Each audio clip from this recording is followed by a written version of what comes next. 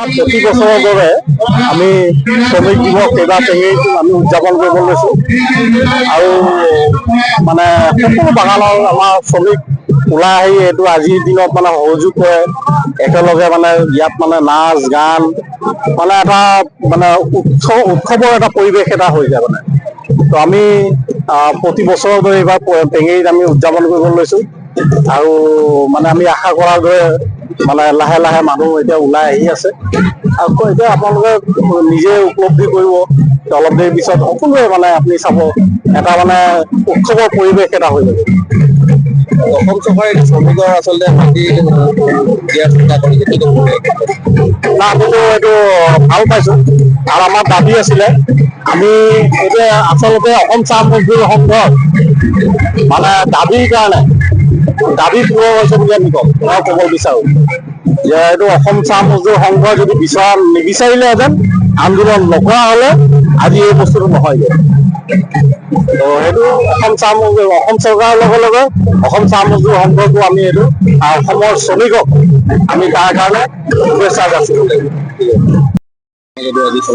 আন্তৰ্জাতিক শ্ৰমিক দিৱস আৰু এই আন্তৰ্জাতিক শ্ৰমিক দিৱসৰ লগত সংহতি ৰাখি মাৰ্ঘেৰিটা শাখা চাহ মজদুৰ সংঘই যি শ্ৰমিক দিৱসৰ আয়োজন কৰিছে তাৰ বাবে মই তেখেতসকলক ধন্যবাদ জনাইছোঁ আৰু আপোনালোকৰ চেনেলৰ মাধ্যমেদি সকলো খাটি খোৱা শ্ৰমজীৱী লোকসকললৈ মই আজি আন্তৰ্জাতিক শ্ৰমিক দিৱসৰ শুভেচ্ছা অভিনন্দন আৰু শুভকামনা জ্ঞাপন কৰিছোঁ। বিশ্বৰ যিমান খাটি খোৱা শ্ৰমজীৱী লোক আছে তেখেতসকলৰ অৱদানেৰে তেখেতসকলে দেশখনক আমাৰ বিশ্বখনক নিৰ্মাণৰ কাৰণে তেখেতসকলে যথেষ্ট কষ্ট আৰু পৰিশ্ৰম কৰিছে আৰু আজি তেখেতসকলৰ এই পৰিশ্ৰমক সন্মান জনোৱাৰ উদ্দেশ্যে এই দিনটো উদযাপন কৰা হয়। গতিকে অসম চাহ মজদুৰ সংঘও এই দিনটো বিভিন্ন ধৰণে অনুষ্ঠিত কৰিছে শাখা ভিত্তিক বাগিচা ভিত্তিক।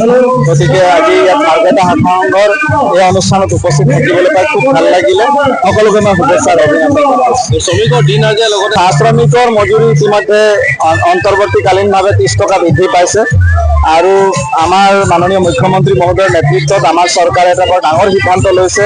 চাহ শ্ৰমিকসকলে 200 বছৰ ধৰি বসবাস কৰি থকা ঘৰ আৰু মাটিৰ অধিকাৰ তেওঁলোকক দিয়াৰ সিদ্ধান্ত ইতিমধ্যে লৈছে আৰু প্ৰধানমন্ত্ৰী ডাঙৰীয়াৰ শুভ হাতেৰে এই কাৰ্যসূচী ইতিমধ্যে আৰম্ভ হৈছে। গতিকে এইটো এটা যুগান্তকাৰী সিদ্ধান্ত চাহ শ্ৰমিকসকলৰ বাবে।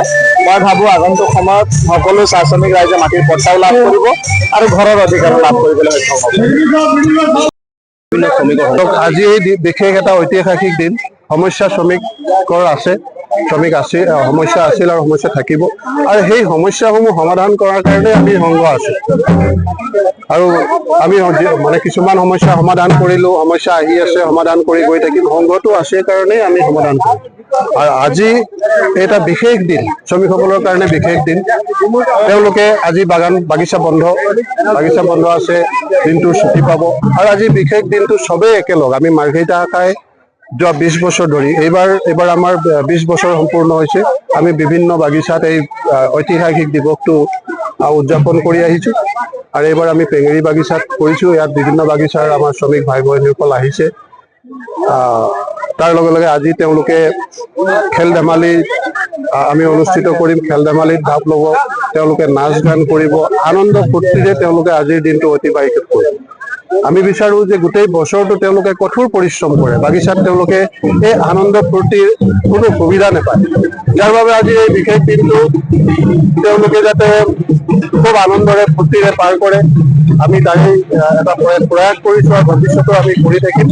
আৰু তেওঁলোকৰ যিখিনি সমস্যা এই সমস্যাবিলাকৰ কাৰণে আমি সজোৰে মাত মাতি আহিছোঁ আৰু ভৱিষ্যতেও মাত মাতি থাকিম। বিশিষ্ট সচিব হিচাপে আমাৰ সংঘৰ সাধাৰণ সম্পাদক অসমৰ শ্ৰম মন্ত্ৰী ৰূপেশ গোৱালা ডাঙৰীয়া কিছু সময়ৰ পিছতে উপস্থিত হ'বহি। বাকী তেনেকৈ আমাৰ কোনো বিশেষ অতিথি নাই, তেখেতক আমি নিমন্ত্ৰণ জনাইছিলোঁ আৰু আমাৰ নিমন্ত্ৰণ ৰক্ষা কৰি তেখেত আহি আছে। কিছু সময় পিছতে আমাৰ এই খেলপথাৰত আহি উপস্থিত হ'ব। যিকোনো খবৰৰ বাবে যোগাযোগ কৰক আমাৰ এই নম্বৰত 9181 307 221।